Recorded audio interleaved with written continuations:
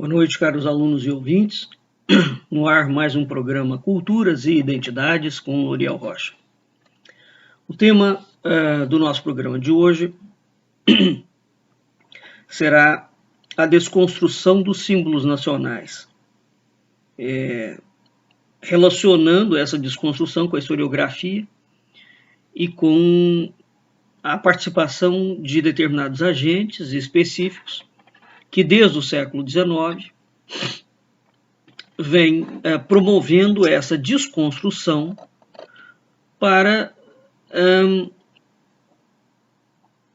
reconstruir, digamos assim, novos símbolos que estejam diretamente associados com a apresentação simbólica de certos grupos de poder. Entre esses grupos de poder estão os militares. Então, a aula de hoje vai ter como base o texto de Kleber Santos Vieira, um artigo publicado nos Anais do Circuito de Debate Acadêmico, em 2011, pelo IPEA, da Unifesp, e cujo título também é esse, A Desconstrução dos Símbolos Nacionais. Né? De saída, o símbolo nacional é bandeira, é hino. Né? Primeira pergunta que a gente poderia fazer: o que são símbolos nacionais? Os símbolos nacionais, a grosso modo, representam a identidade de uma nação. Né? Portanto, quais são eles? A bandeira, o brasão, o selo e o hino. O Brasil tem, inclusive, um dia dedicado, né, aos símbolos nacionais, que é o 18 de setembro. É a data em que comemora.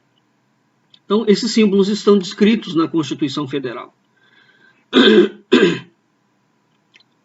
Na Constituição Federal, os 4 símbolos oficiais do Brasil são a bandeira nacional, o hino nacional, as armas nacionais e o selo nacional. Né? A apresentação e a regulamentação dos símbolos nacionais foram estabelecidos na ditadura, no período da ditadura, em 1971, pela Lei 5.700. Bem, os símbolos nacionais representam, portanto, o Brasil. Representam os fundamentos constitucionais.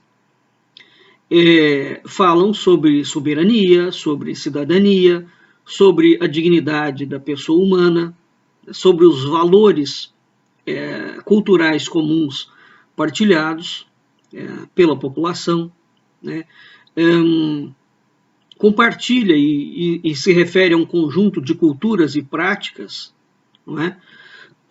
Uma nação, entre outras coisas, não é somente uma definição territorial, não é geográfica. Ela é a união de um povo. No caso do Brasil, o Brasil tem uma formação multicultural, não é?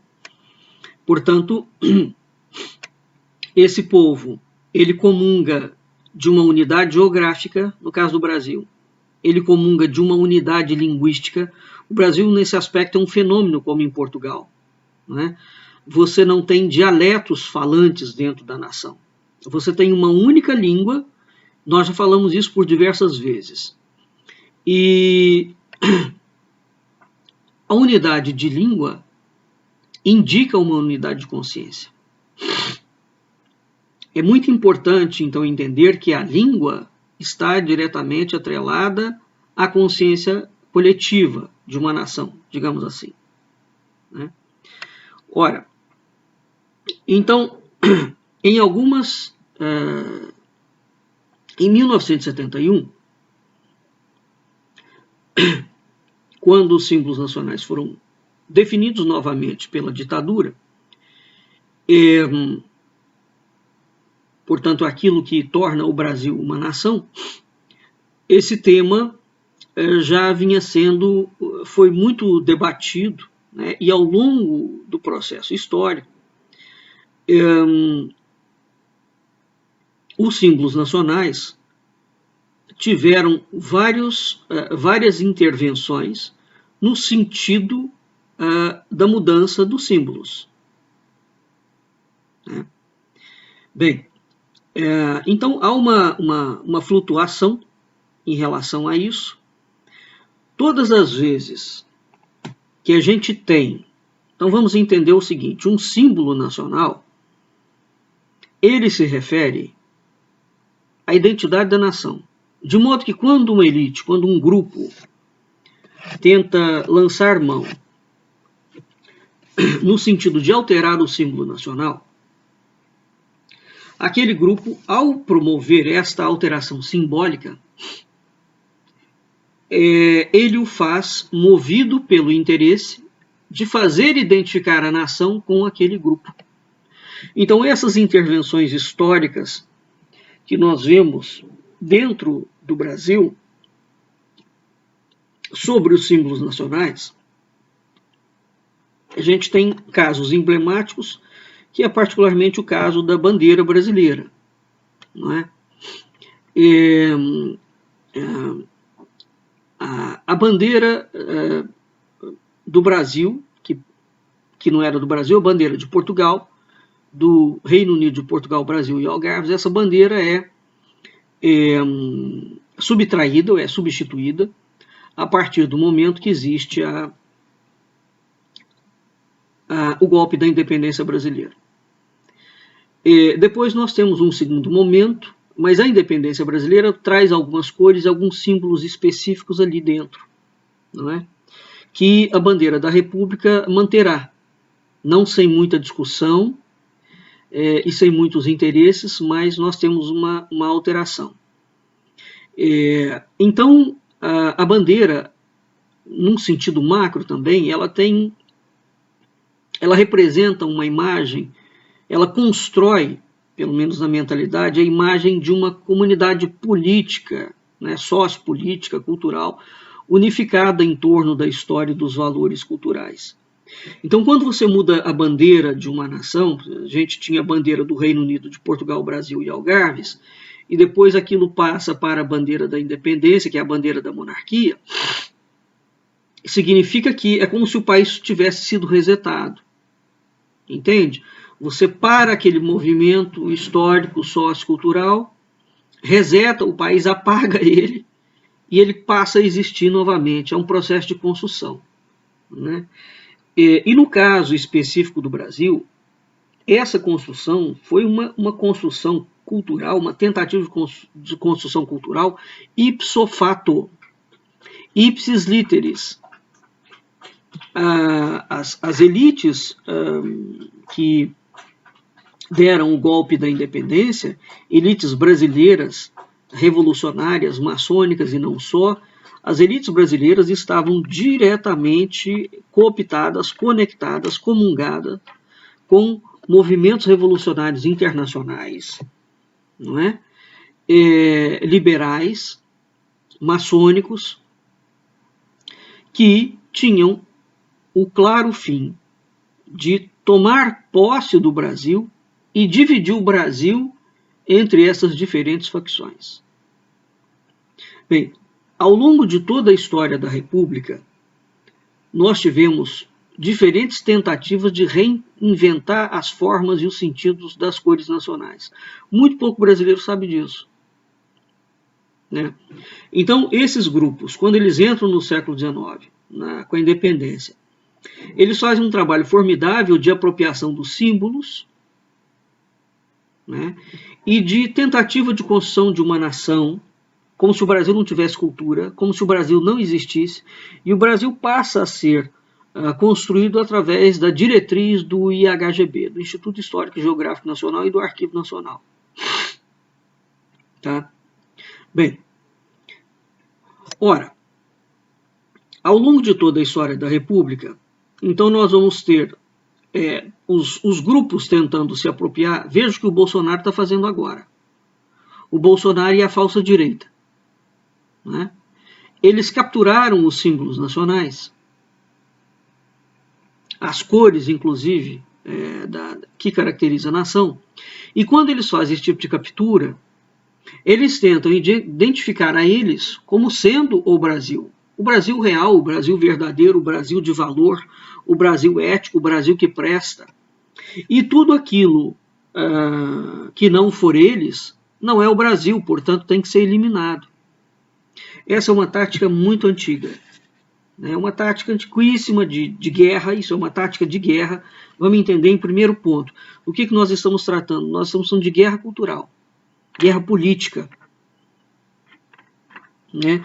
É a manietação de símbolos nacionais, desconstruindo esses símbolos nacionais, esvaziando os símbolos nacionais dos seus verdadeiros sentidos e valores, para fazê-los identificar com uma parcela da população brasileira. No caso, com a parcela da falsa direita. Tá certo?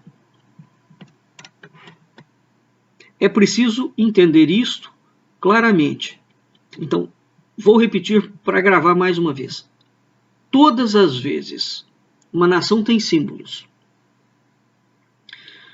aqueles símbolos expressam a nação como um todo.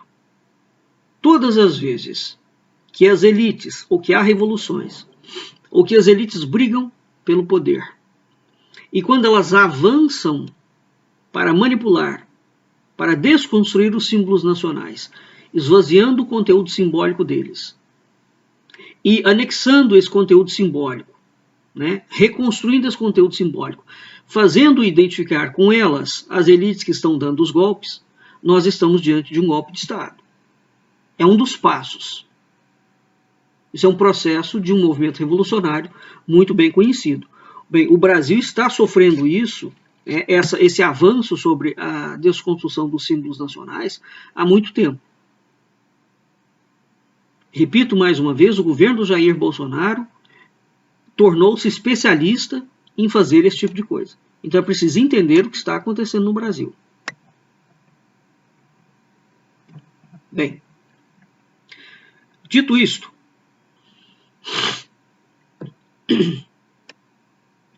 o que nós temos?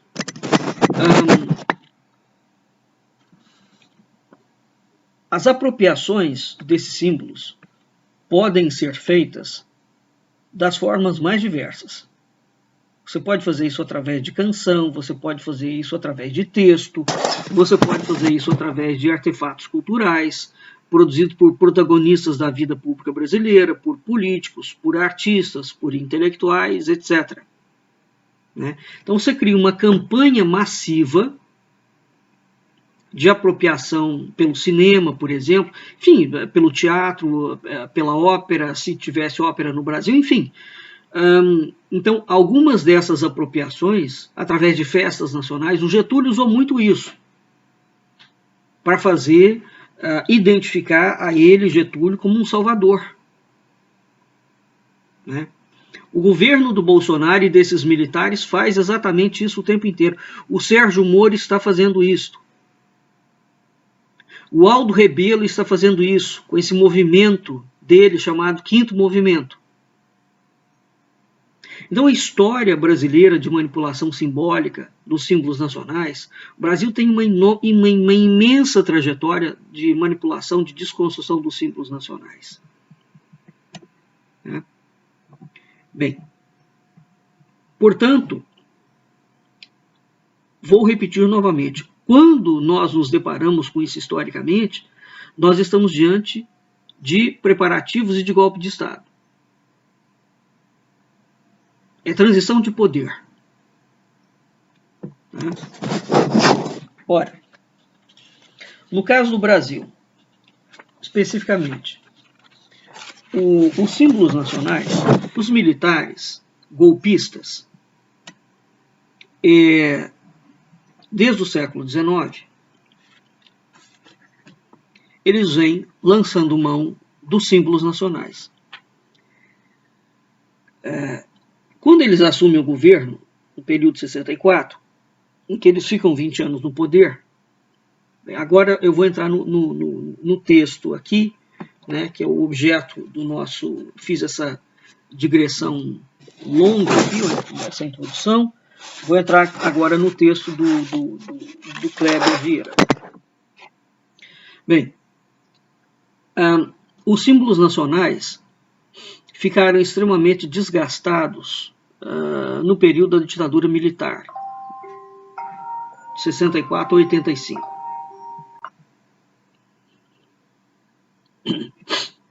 Então, no período militar, os símbolos nacionais tornaram-se representações em desuso no campo historiográfico.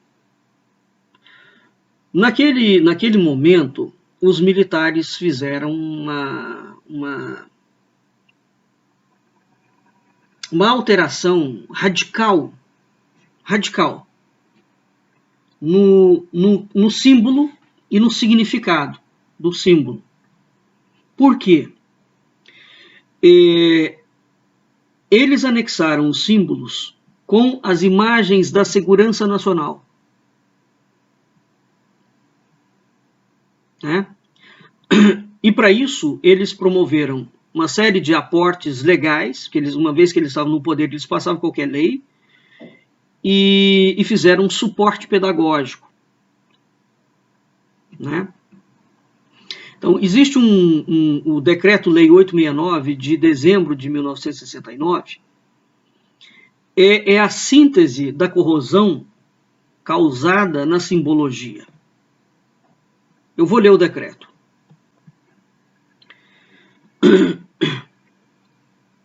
Primeiro, o decreto abre dizendo que os ministros da Marinha de Guerra, do Exército e da Aeronáutica, usando das atribuições que lhe confere o artigo do Ato Institucional número 12 e do AI-5, eles decretam que é instituído em caráter obrigatório, como disciplina e como prática educativa, a chamada educação moral e cívica. Os brasileiros que falam muita tolice a respeito do período militar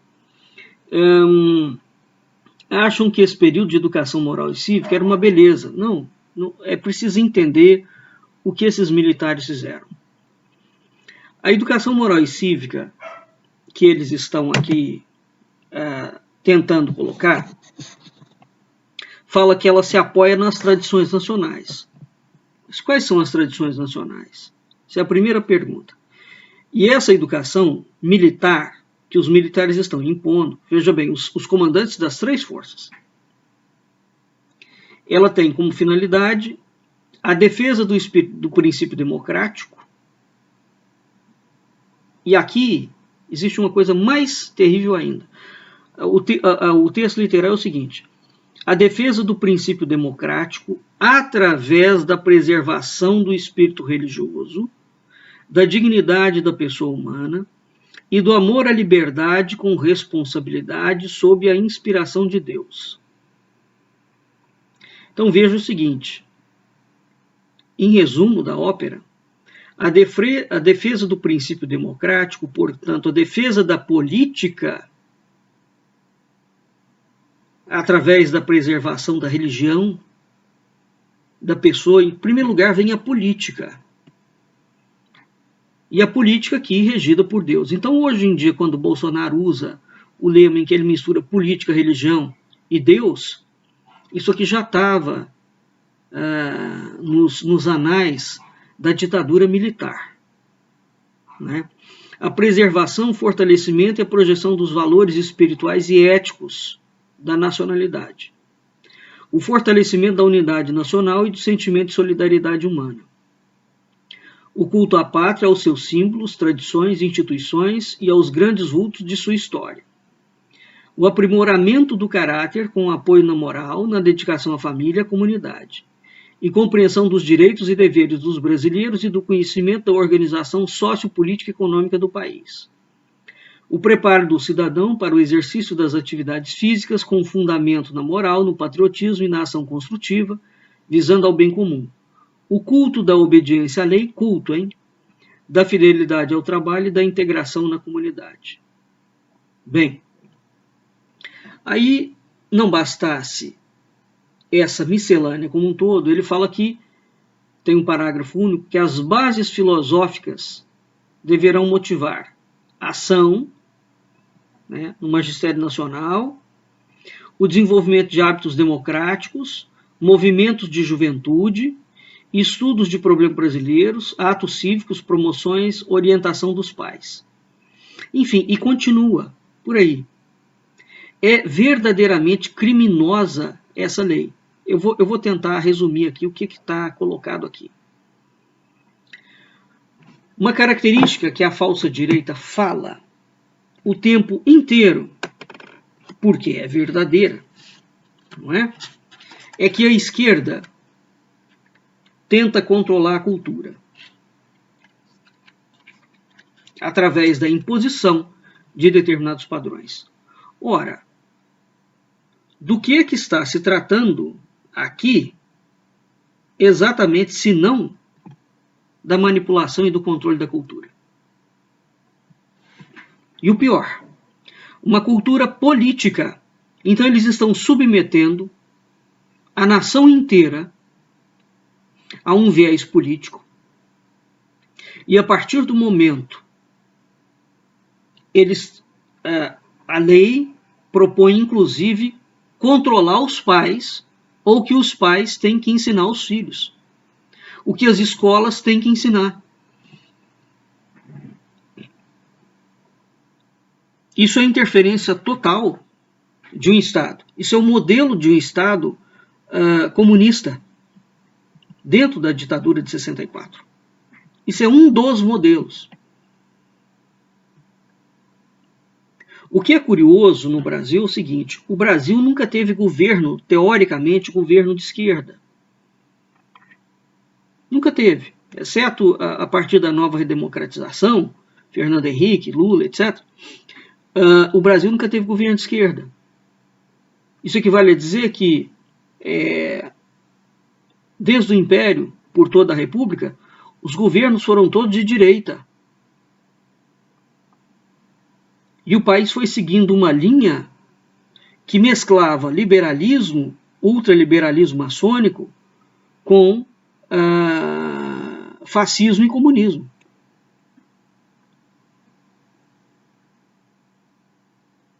Bem, um outro aspecto aqui que é preciso entender é que os militares, ao promoverem essa tão decantada educação moral e cívica, eles estão transformando a nação no quintal da casa deles. Ou seja, eles se tornam os guardiões da pátria, em termos de valores, de fundamento, de símbolo, e todos os civis têm que passar a adorar a corporação militar, como aquela que preserva a pátria. Esse é o grande problema do Brasil. É preciso entender isso politicamente. Bem, voltando. Então, essa corrosão simbólica, ela pode ser entrevista nesse decreto-lei 869. Né? Então, essa educação cívica, mas a história brasileira, eu já fiz programa sobre isso, a tentativa de controle ou de imposição de uma história de educação física, inclusive com livrinhos para criança, foi feita ao longo de toda a história da República. Isso não é um negócio só de 64. Né? Então, essa educação física, a propaganda em cima dela é que ela era o sinônimo de um culto ufanista e de obediência às leis. Não deixa de ser verdadeiro. Mas o culto ufanista aqui coloca os militares como o Deus político brasileiro. E obediência às leis, a quais leis?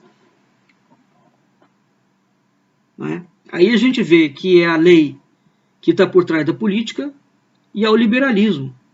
Então, mesmo no sentido de democracia no Brasil, a palavra democracia, não é possível estudar democracia brasileira sem analisar como os militares interpretam esta palavra. Ou seja, a palavra como ela é utilizada fora do país não expressa a forma como ela foi utilizada dentro do país. Bem, continuando aqui. Uma vez que, quando os militares voltam à caserna, é um recuo estratégico. Eu já falei sobre isso por diversas vezes, porque eles quebraram o Brasil de tal forma, eles endividaram o Brasil junto a 800 bancos internacionais. E aquilo que explodiu no colo do Sarney, todo aquele problema que começou a explodir no colo dos civis e explodir no colo deles. Então eles entregaram o poder, não é porque eles estavam querendo a democracia de volta, não. Mentira. Eles entregaram o poder porque eles não tinham mais como manietar a situação. O país estava implodido. A história do Brasil é uma sequência de fracassos políticos e econômicos catastróficos. Sempre teve as digitais desses militares ao longo de todo o processo. Bem, então, uma vez que eles recuam estrategicamente para as casernas e deixam explodir a bomba no colo dos civis, e os civis passam a ser culpados pela inflação galopante e por tudo aquilo, a entrada no FMI e tudo mais, né? Que é resultado, consequência das badernas e da má administração militar.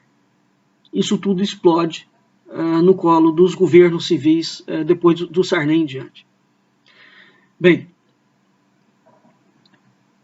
ora, quando eles voltam para o governo, para a caserna, depois da ditadura de 64, portanto, depois de 85, começaram a ser produzidos vários estudos denunciando os desserviços à democracia prestado pela educação moral e cívica e pela manietação, pela manipulação dos símbolos nacionais.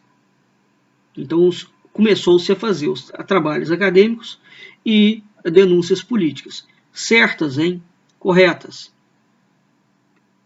Então, a lista de trabalho acadêmico ou não acadêmico que formularam esse horizonte analítico é muito grande,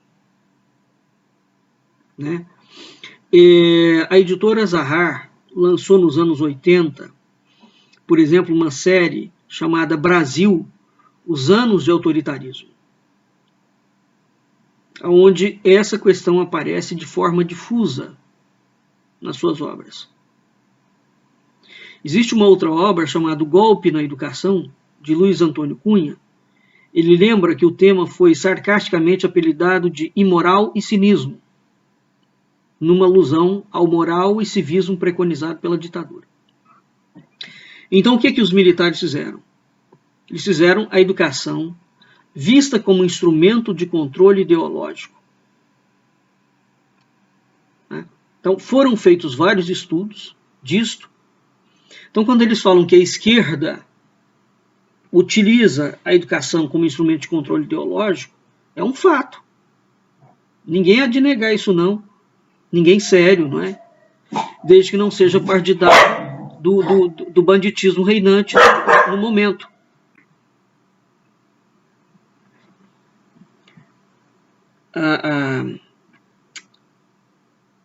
É um fato que a esquerda faz promoção, né?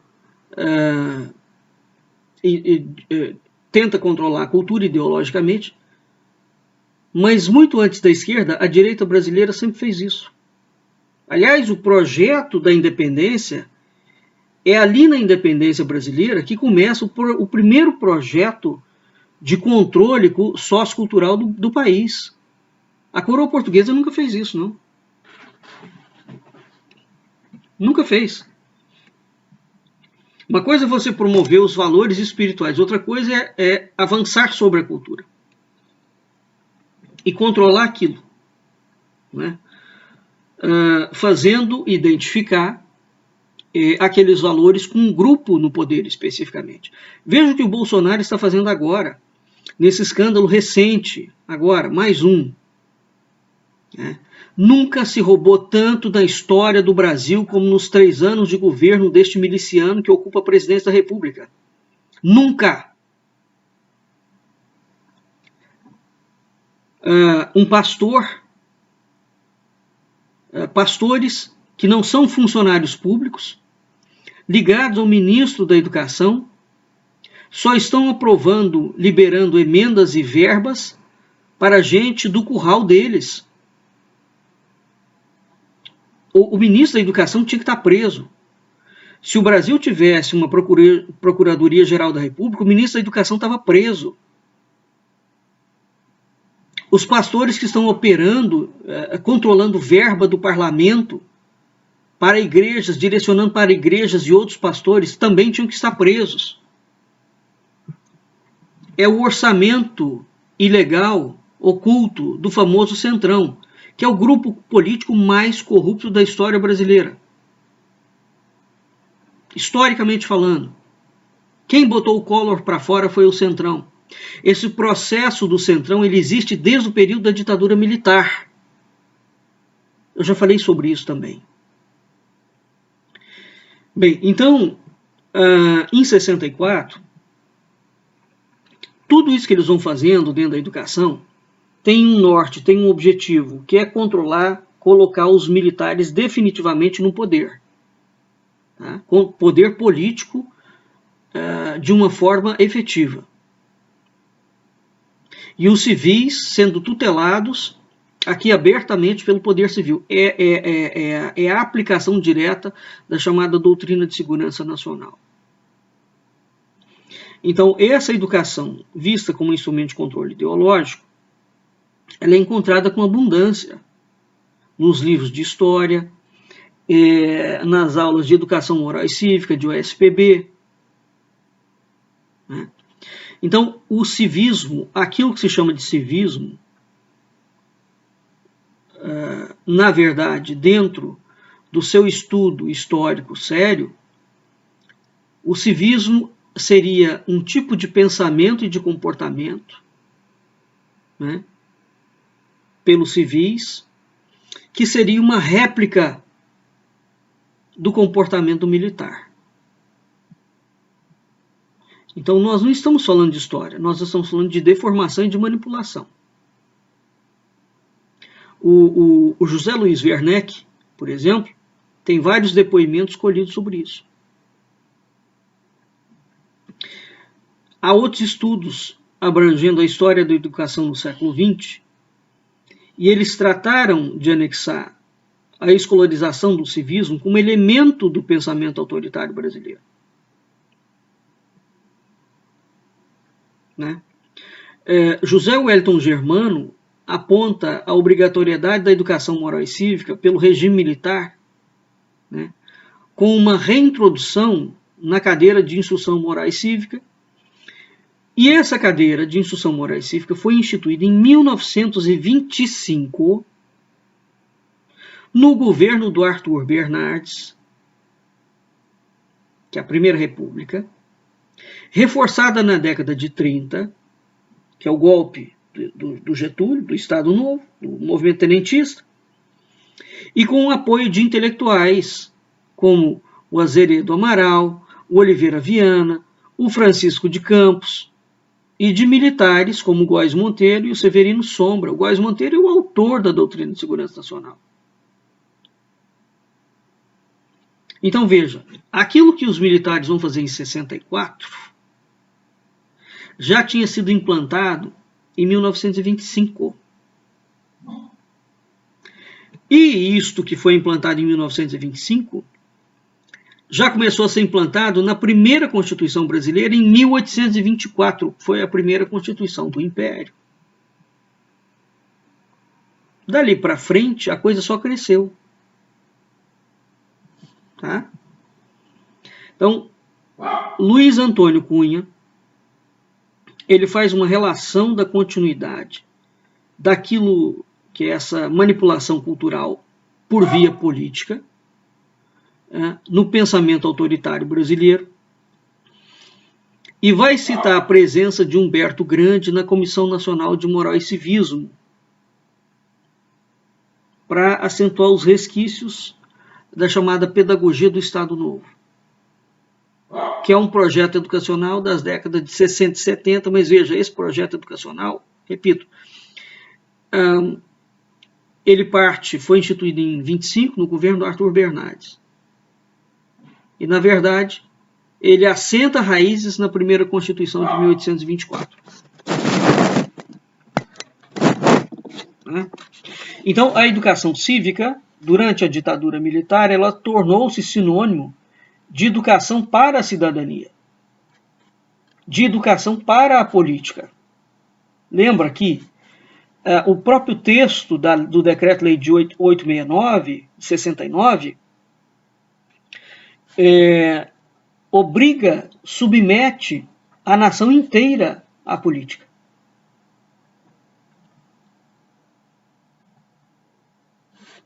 Então, Maria Vitória Benevides explica o seguinte: uma vez que a educação cívica tornou-se um modelo para a educação da cidadania, ou seja, era necessário e suficiente pregar o culto à pátria, os seus símbolos, os seus heróis, as suas datas históricas, assim como fomentar um nacionalismo ora ingênuo, ora agressivo, sem a percepção de que a nação não é um todo homogêneo, mas um todo heterogêneo, com conflitos, classes sociais, grupos e interesses diferenciados. É exatamente isso que a política do Bolsonaro está fazendo agora. E não é só a política no Ministério da Educação. A propaganda do governo Bolsonaro. Você prega um culto à pátria, aos seus símbolos. O Bolsonaro é apresentado como herói, o Sérgio Moro é apresentado como herói, guerrilheiros são apresentados como heróis, deputados são apresentados como heróis, ministros são apresentados como heróis, generais são apresentados como heróis, né? Empresários trambiqueiros como o velho da van são apresentados como herói, e vai por aí afora. Então, o culto à pátria, o culto aos símbolos, todas as vezes que eles vão fazer aparição, eles põem a bandeira brasileira. Eles usam Nossa Senhora. Eles falam em nome de Deus. E tudo isso como abre alas para roubar, para mentir, para manipular. Pegam as datas históricas e estão pervertendo as datas históricas, fazendo uma releitura historiográfica. Diz que estão falando em nome de um nacionalismo. E em nome desse nacionalismo, eles promovem os maiores absurdos possíveis. Quem vai à página do Sérgio Moro, por exemplo, né, e olha o que esse homem está fazendo, ele está seguindo exatamente à risca o mesmo caderno de absurdos, porque o comando é igual, são os militares que estão por trás dele, não é? E as pessoas estão enganadas se elas estiverem pensando que a candidatura do Sérgio Moro está dando água. Ele está sendo preparado para alguma coisa. Então, quando olha todo o discurso que está sendo feito ali, é exatamente o discurso que acompanhou toda a trajetória dos militares interferindo na política do Brasil. Então o Brasil sempre foi tratado por essa gente como uma nação homogênea. Não, o Brasil é um país plural, com conflitos, com realidades sociais, econômicas, culturais completamente distintas, com interesses completamente distintos, né? Com uma geografia e com biomas completamente distintos. Você não pode comparar, não vou nem dizer São Paulo, que é o estado mais desenvolvido brasileiro. Você não pode comparar Rondônia com o Paraná, por exemplo, em termos de IDH, de desenvolvimento, de industrialização. Não existe comparação. No entanto, essa estratégia política de manipulação simbólica, ideológica, educacional, autoritária, ela trata o Brasil como sendo um espelho ruim, deficiente, pobre, caótico, que precisa de ser comparado com os militares, né? Então, o Brasil é tido como algo ruim, e exatamente porque é ruim, ele tem que se espelhar no modelo militar, nos valores dos militares, como se os militares fossem o valor supremo da nação. Tá? Então eles vêm adotando a estratégia política, ideológica e educacional autoritária há muito tempo. Bem, depois de 64, ou ao longo de toda a trajetória política brasileira, sobretudo da República, veja, essa sempre foi uma agenda. A manipulação simbólica dos símbolos nacionais, jogando aquilo dentro da política, dentro da ideologia e da cultura. Isso é um ponto. Como eles fazem isso? Transformando um certo grupo. Então, o grupo que está no poder naquele momento, quando era o Arthur Bernardes era o Deus. Quando era o Getúlio era Deus. Quando era o Juscelino era Deus. Quando eram os militares eram deuses. E vai por aí afora. Ora, como não existe de fato a identificação do povo com a história do Brasil efetivamente dita, e sim uma identificação forjada do povo com a elite que ocupa o poder, tá certo? Isso provocou, ao longo do tempo, uma ruptura entre a virtude cívica e o ideal republicano.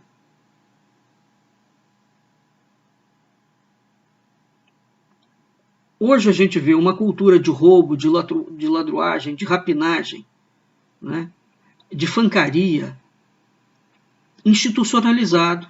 Não é só nos poderes mais altos, não. Institucionalizou, enraizou no povo. Então, o desmando das elites nacionais, eles desorganizaram a nação como um todo, desequilibraram. Porque é óbvio, um povo não pode passar imune a esse processo de quase 200 anos de manipulação simbólica. Entra um governo, sai um governo, entra outro governo, eles lançam mão do mesmo processo. E evidentemente que a própria instituição da República, a própria história, né, vai fazendo com que os ideais republicanos, ou seja lá o que isso significa em termos de instituições, né, eles próprios fossem ficando minados e desacreditados por conseguinte. Então, a gente lida hoje com símbolos desfigurados, sentidos desfigurados, e isso passou a representar uma barreira enorme, não só para a compreensão do que são esses símbolos, do que são as instituições, do que é a política, do que é o papel dos políticos e o papel dos civis e o papel das instituições. As Forças Armadas são funcionários públicos, é uma das instituições, ela não é a instituição que está autorizada a tutelar a República, porque as Forças Armadas, na condição de tutelar a República, simbolicamente, elas são a República. Entende a manipulação simbólica? Eles se tornam a República. E a República é que se torna uma das instituições abaixo do poder militar. É o inverso. Então não existe só uma desfiguração A palavra até é simples. Existe uma completa aniquilação do sentido dos símbolos nacionais. Uma perversão completa. Não é? Então, isso impacta, evidentemente, na população, impacta na compreensão, no estudo, impacta naquilo que pode se chamar processo democrático, porque ninguém respeita a Constituição, ninguém respeita a lei. Se você tiver dinheiro e poder e estiver ligado a grupos de poder, você passa o que quiser dentro do Brasil. Né? Então, nesse sentido, no momento em que a sociedade brasileira ensaiar novos passos, no sentido de superar as heranças históricas, não só da ditadura, é preciso parar de focar na ditadura. É preciso ver a atuação militar em conluio com bancos e grandes empresários ao longo de toda a trajetória histórica brasileira, depois de 1822.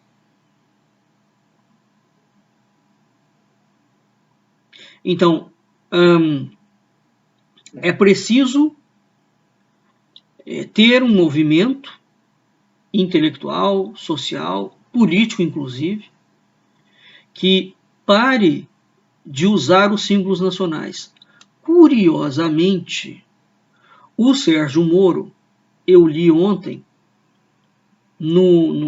fui passando a timeline dele no Facebook, uma das propostas que ele vem fazendo sobre isso é de que a política não pare de utilizar a força da religião para legitimar ações políticas.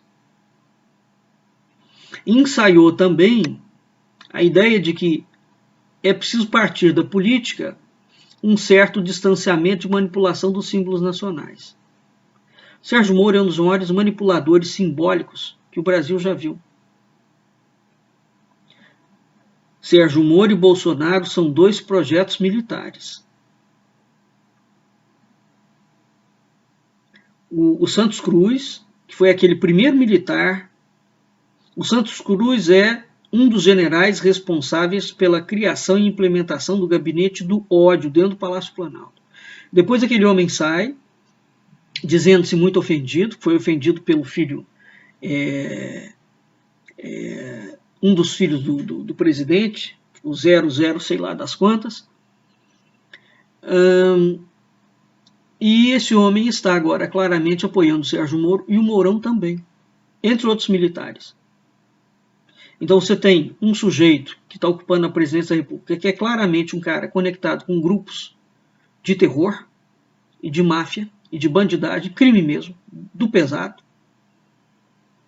E você tem um outro sujeito que foi treinado nos Estados Unidos, com o aval dos militares e do judiciário, para promover a quebra do Brasil e a entrega do Brasil para os Estados Unidos e para outros grupos. Nós temos dois projetos militares em curso. Né? E militares agora se tornando articuladores de jornais, escritores em jornais, publicam artigos, sendo entrevistados como se fossem gente muito bacana. Militares que estavam no governo. A mídia brasileira é uma mídia criminosa. Os grandes jornais brasileiros, e não são tantos, as grandes televisões brasileiras, são os grandes responsáveis por essa sequência de golpes, né? E pelo estado caótico, econômico, político que vive o Brasil. Né? Então o Sérgio Moro, mas isso tudo para dizer o seguinte, o Sérgio Moro, ou o grupo que está por trás dele, o grupo militar, está percebendo que eles pisaram na jaca, não é? No sentido de achar que o timing no Brasil, que eles poderiam fazer o que eles quisessem em termos de manipulação simbólica e que não haveria uma reação. Eles estão parados no tempo, porque hoje, por mais que exista uma manipulação, você tem uma rede circulando de informação, como esse canal nosso, por exemplo, né, que corre paralelo aos interesses desses grandes poderes, trazendo outro tipo de informação. E o povo acaba tendo acesso àquilo ali, de um modo ou de outro, né? Então eles estão percebendo que eles precisam de mudar um pouco o discurso desse grau de manipulação. E aí é que está entrando o papel do Sérgio Moro e do Aldo Rebelo. É preciso lembrar que o Aldo Rebelo era o ministro da Defesa na época da Dilma, quando o Bolsonaro começou a fazer campanha dentro dos quartéis. E agora esse homem está se apresentando como uma voz diferente de nacionalismo. Foi ele que abriu as portas para o Bolsonaro. Ele e o Vilas Boas. E o Etchegoven. Muito bem. Então, nós vamos ficando por aqui. A gente vai fazer mais de um programa sobre essa temática, né, que é uma temática importante, sobretudo porque ela é atualíssima. Não é? Então, a questão envolvendo os símbolos nacionais retornaram ao horizonte histórico da sociedade brasileira, com a eleição do Bolsonaro. E o que é que está acontecendo? Porque a esquerda, com todos os erros dela, ela nunca se apropriou dos símbolos nacionais. Das cores, da bandeira, do hino. Eles nunca fizeram isso. Os governos, né? Eles têm um outro tipo de projeto de manipulação cultural, mas não os símbolos nacionais. Porque o projeto dos militares, é preciso entender isso, é que esse projeto pretende tornar o Brasil uma cópia mambembe do modelo militar brasileiro. Então, eles são a República. A República é simplesmente uma instituição dentro da grande República maçônica militar. Tá claro? Não é fácil estudar a história brasileira, porque o Brasil é um dos países que tem,